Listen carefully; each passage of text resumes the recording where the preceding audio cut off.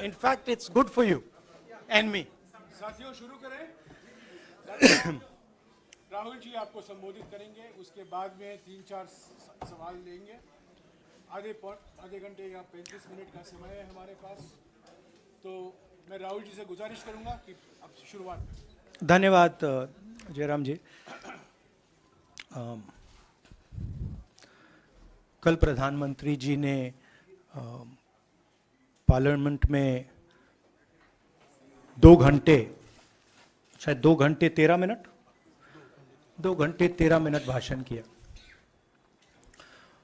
उसमें अंत में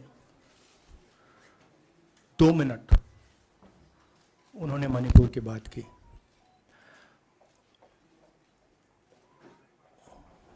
मणिपुर में महीनों से आग लगी हुई है, लोग मारे जा रहे हैं, बलात्कार हो रहा है, बच्चों को मारा जा रहा है। और अगर आपने देखा होगा कल, तो प्रधानमंत्री हंस हंस के बोल रहे थे, मुस्कुरा रहे थे, जोक्स क्रैक कर रहे थे, हंस रहे थे। ये उनको शोभा नहीं देता है। हिंदुस्तान का प्रधानमंत्री, अगर इस देश में हिंसा हो रही है, दर्द हो रहा है, हिंदुस्तान के प्रधानमंत्री को 2 घंटे मजाक नहीं उड़ाना चाहिए। विषय कांग्रेस नहीं था, विषय मैं नहीं था, विषय मणिपुर है। मणिपुर में क्या हो रहा है और उसको एकदम क्यों नहीं रोका जा रहा है, ये विषय है। मैं आपको अपना एक्सपीरियंस देता हूं, जो मैंने शायद अभी तक बोला नहीं, शायद पहले बोल देना था। मैं अब तकरीबन 19 साल से राजनीति में हूं और मैं हर स्टेट में गया हूं। बाढ़ आए, तूफान आए, सुनामी आई थी, हिंसा होती है, हम जाते हैं। 19 साल के एक्सपीरियंस में जो मैंने मणिपुर में देखा और सुना, वो मैंने कभी पहले नहीं सुना था। मैंने पार्लियामेंट में बोला कि प्रधानमंत्री जी ने, अमित शाह जी ने भारत माता की हत्या की है, मणिपुर में भारत को खत्म कर दिया है। मैंने ऐसे नहीं बोला था, ये खोखले शब्द नहीं है। मैं आपको समझाता हूं मैंने ये बात बोली क्यों। जब हम मणिपुर पहुंचे, हम लैंड किए, हमें मणिपुर में दौरा करना था। जब हम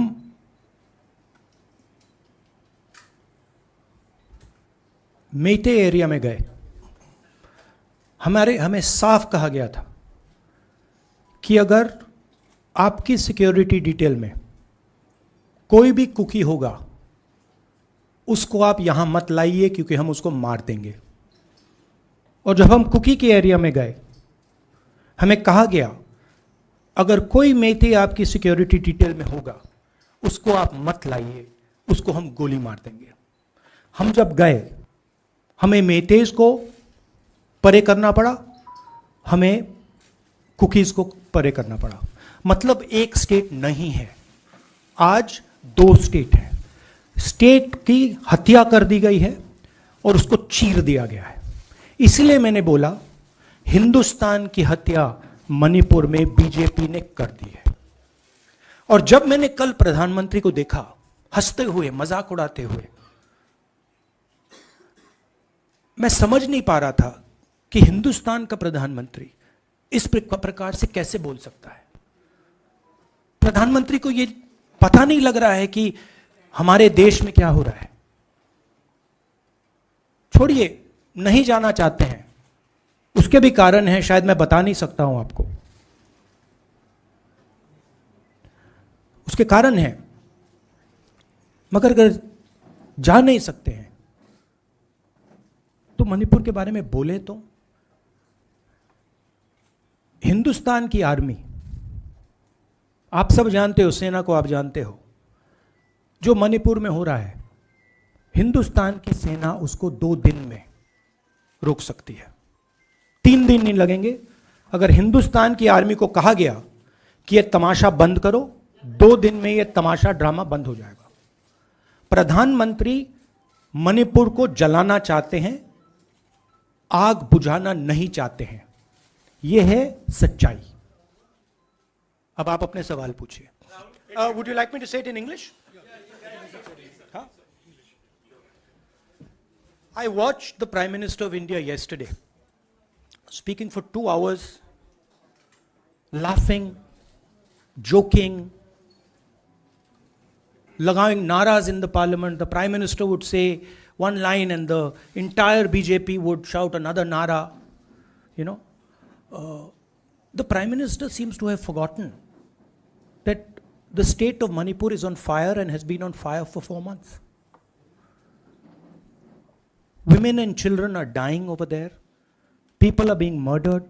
Women are being molested, are being raped. And the Prime Minister of India is sitting in the middle of the parliament shamelessly, laughing. This is not about Rahul Gandhi. This is not about the Congress party. This is not about the opposition. This is about India. It's about our country. A state has been decimated. It has been destroyed. It does not exist anymore. And it has happened because of the politics of the BJP. Divide and rule and burn. That is why in my speech I said, Bharat Mata has been murdered in Manipur. It's very interesting. For the first time, the words Bharat Mata have been expunged from the parliament. It's an insult to those words. Whatever I said that is wrong. I have said Bharat Mata, which is an idea, which is the idea of India, where everybody lives peacefully, harmoniously, with affection, has been killed in Manipur. It's a fact. So, the word itself now cannot be spoken by the people of India. We cannot say Bharat Mata in parliament.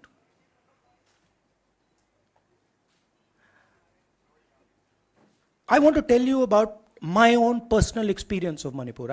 I've spoken to you about, I spoke in parliament about the women I met, the pain I heard, but I want to tell you why I said India has been murdered in Manipur. And I said it because Manipur no longer exists as a state. A state requires control, a state requires authority. That is disappeared in Manipur. It does not exist. And I saw this with my own eyes. When we went to Manipur, when we went to the Meitei area, we were categorically told that please ensure, we want you to come, we love you, but please ensure that if there are any cookies in your security detail, they do not come into our area or we will shoot them.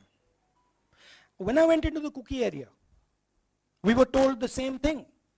We love you, we want you to come.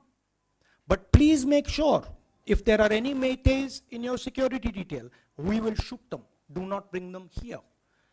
Before going to the Meitei area, we had to remove all cookies from our security detail. Before going to the cookie area, we had to remove all Meiteis from our security detail.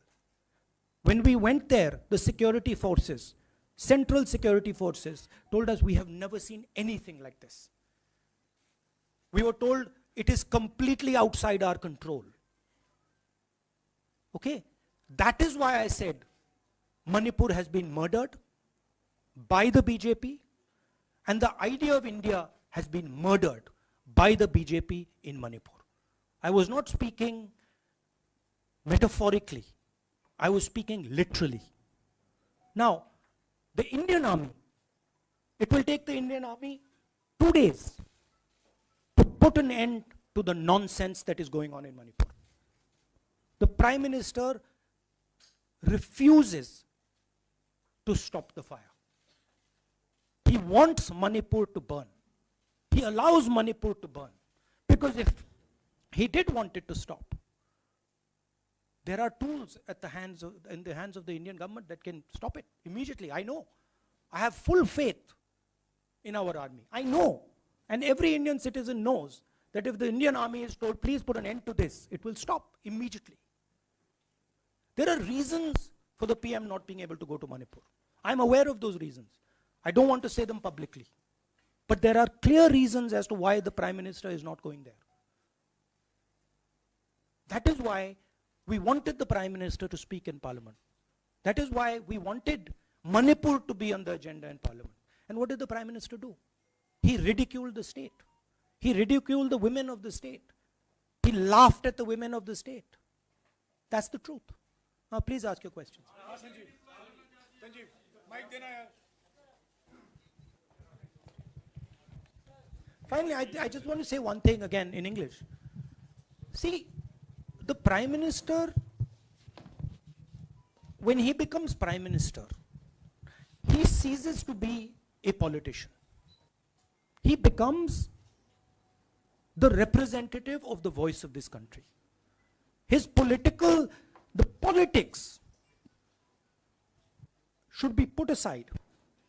And the Prime Minister should speak not as a petty politician, as the leader of a political party, but the Prime Minister should speak with the weight of the Indian people behind him.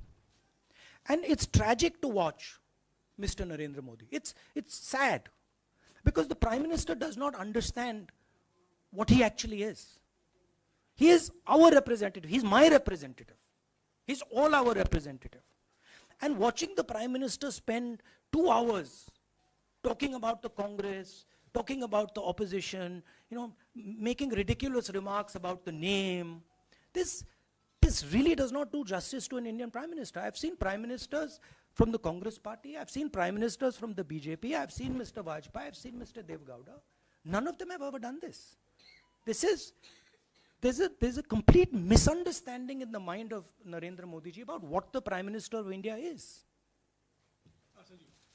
Rahul ji, you wanted the Prime Minister to speak in Parliament, and now that he's spoken, and you've said that he wants Manipur to continue to burn. So what is the Congress Party's next step to retrieve Manipur and save it? The only conclusion I can draw, because the Prime Minister has tools in his hand that can stamp out the fire in Manipur certainly within 3 or 4 days. But for some reason he's refusing to use those tools. Right? The Prime Minister could at least go to Manipur, talk to the communities, and say, I'm your Prime Minister. Let's start talking. It will be taken seriously. So I don't see any intention. Rahul ji कल ये भी प्रधानमंत्री ने अपने भाषण में कहा कि 2018 में ये लेके आए थे, 2023 में विश्वास प्रस्ताव लेके आए और 2023 में भी लाएंगे। तो एक तरीके से उन्होंने साफ तौर पर ये कह दिया कि मैं तो हमारी सरकार अगली बार भी बन रही है। एक पॉलिटिकल बात भी उन्होंने कही। तो आप उनके पूरे भाषण को आप ये कह रहे हैं कि वो पॉलिटिकल भाषण ज़्यादा था, मणिपुर पे बात बहुत कम थी, तो इसको कैसे देखते हैं? नहीं, भाषण हिंदुस्तान के बारे में नहीं था, भाषण नरेंद्र मोदी जी के बारे में था। वो अपनी राय, अपनी राजनीति, अपने एम्बिशंस वो आपको दे रहे थे। सवाल ये नहीं है कि नरेंद्र मोदी जी 24 में प्रधानमंत्री बनेंगे या नहीं। सवाल ये है कि मणिपुर जल रहा है, महिलाओं का बलात्कार हो रहा है, लोग मारे जा रहे हैं। सवाल ये है, अगर ये प्रधानमंत्री कहना चाहते हैं तो ये पब्लिक मीटिंग में कहें। मजाक बनाना चाहते हैं तो जब मणिपुर नहीं चल रहा है तो करें। बट प्रधानमंत्री को ये समझ आनी चाहिए, बात समझ आनी चाहिए कि पार्लियामेंट में जो चर्चा हो रही थी वो उनके बारे में नहीं थी, वो मणिपुर के बारे में थी। सर नमस्कार। कल प्रधानमंत्री ने बार बार कांग्रेस का नाम लिया और ये आरोप लगाया कि नॉर्थ ईस्ट और मणिपुर की सारी समस्याओं के कांग्रेस जिम्मेदार। आप क्या जवाब देंगे? नहीं, अभी मैंने बोला ना, वही तो जवाब है। मुझे प्रधानमंत्री को जवाब देने की जरूरत नहीं है। मैं सिर्फ ये कह रहा हूं कि एक स्टेट की हत्या की गई है, भारत माता की हत्या कर दी गई है मणिपुर में। भारत माता की हत्या मणिपुर में कर दी गई और प्रधानमंत्री लोकसभा में मजाक उड़ा रहे हैं, हंस रहे हैं, नारे लगवा रहे हैं। मुझे क्या जवाब देने की जरूरत है? हाँ मौसमी, राहुल विलास। एक मिनट मोहित, ऑर्डर से please. Mr. Gandhi, you waxed eloquent. Rahul, आपने बोला कि प्रधानमंत्री ने बोला सदन में कि गृह मंत्री अमित शाह ने विस्तार से जवाब दे दिया। अमित शाह साहब ये कहते हैं कि मणिपुर के सीएम को हटाने की जरूरत इसलिए नहीं है क्योंकि उन्होंने हमारी पूरी बात सुनी और वो कभी भी कोई हमने डीजीपी चेंज किया, डीजीपी चेंज कर दिया, उन्होंने जो भी प्रशासनिक व्यवस्था हम चेंज करना चाहते थे, इसलिए मणिपुर सीएम को हटाने मणिपुर की सीएम, जब मैं मणिपुर गया, मणिपुर सीएम ने जो मणिपुर में हजारों वेपन्स जो लूटे गए, वो मणिपुर सीएम के नीचे ही हुआ। तो क्या अमित शाह चाहते थे कि ये हजारों वेपन्स लूटे जाएं?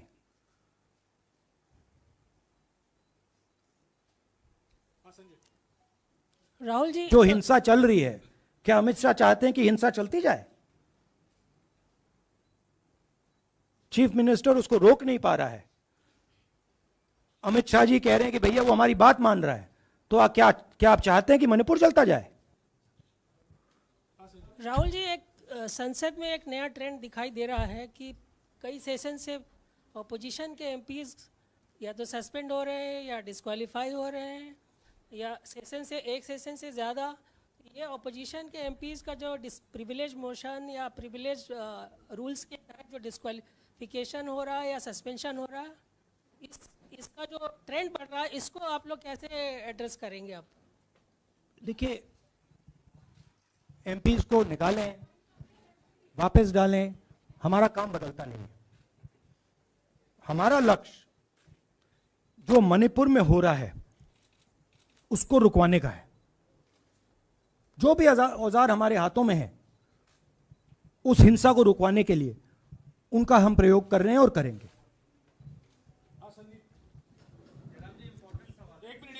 Yeah, Mr. Gandhi, you talked about using the army, deploying the army to control violence. You spoke that in Parliament. You've repeated here. But the BJP has criticized you and even previous Congress governments, saying that we want to solve the issue through dialogue. And they've criticized that in the 60s, in 64, the Mizo National Famine Front was bombed by the Indian Army, by the Indian Air Force. So they said that, you know, they do not believe I have never heard in my entire career, I have never been told anywhere I have been in India that if you take this person as a security officer with you, we will put a bullet in his head. I have never heard it. And I heard it twice in Manipur. That means there is no dialogue in Manipur. There is pure violence taking place in Manipur. The first step is to stop the violence, put an end to it. I point out the army, but what I mean is that the Prime Minister has multiple instruments in his hands. He's not using them. It's been burning for 4 months. He's doing nothing and he's laughing. I'm amazed people can't see this. That he's sitting in Parliament and laughing. Jairam ji, Last question. Jairam जी, मोहित दुबे हूँ news nation से। आपने 37 minute का भाषण। जयराम जी, राहुल जी नहीं, मतलब आप मुझसे जयराम कर रहे हैं या उनसे? राहुल जी, आप जय सिया राम। राहुल जी, आपने 37 मिनट का भाषण लोकसभा के भीतर दिया और 37 मिनट में सिर्फ आपको करीब 14 मिनट ही दिखाया गया, बाकी आपके चेहरे पे कैमरा नहीं था और आप मणिपुर गए, मैक्सिमम टाइम आपने मणिपुर के ऊपर बोला। इस परंपरा को आप किस तरीके से देखते हैं? पता नहीं, शायद कॉन्ट्रडिक्शन है। शायद पीएम मेरा चेहरा टीवी पे नहीं देखना चाहते, मगर फिर पीएम मेरी वीडियो के बारे में बात करते हैं, तो पता नहीं क्या है। बट मुझे लगता है शायद उनको मेरा चेहरा टीवी पे देखना अच्छा नहीं लगता। कोई प्रॉब्लम नहीं है। जो मैंने बोलना था, देखिए, मुझे अपना काम करना है। मैं जानता हूं कि मीडिया पे कंट्रोल है, लोकसभा, राज्यसभा, टीवी पर कंट्रोल है, वो उसके बारे में मैं कुछ ज़्यादा नहीं कर सकता हूं। मगर मुझे अपना काम करना है, मैं अपने काम को करता हूं। जहां भी भारत माता पर आक्रमण होगा वहां मैं आपको खड़ा मिलूंगा, भारत माता की रक्षा करते हुए मिलूंगा।